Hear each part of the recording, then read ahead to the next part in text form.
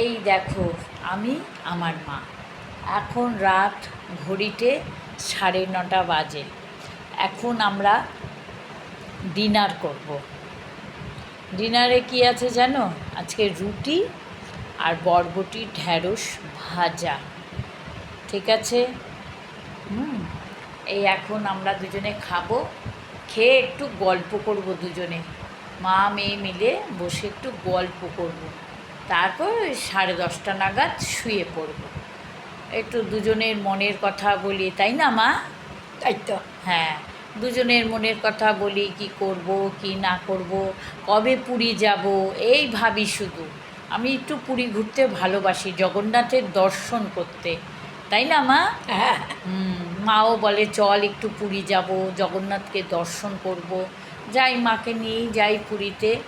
তা যাব, আবার চিন্তাধারা করি কবে যাব।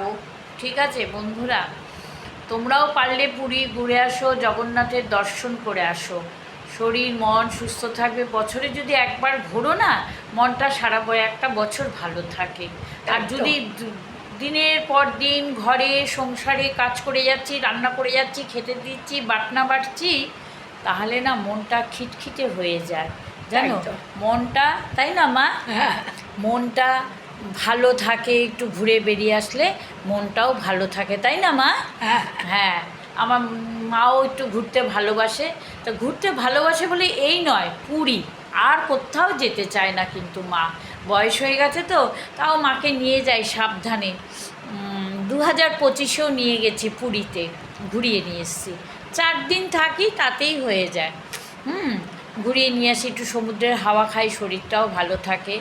তোমরাও যদি পারো না, মা বাবা বেঁচে থাকে যদি তোমাদের, যার যার আছে, সবাই মা বাবাকে নিয়ে একটু, পুরী হচ্ছে শ্রীক্ষেত্র, সেখানে গিয়ে শ্রীধাম, সেইখানে গিয়ে একটু ঘুরিয়ে নিয়ে আসলে পুণ্য করবে, কেমন, তাই না মা?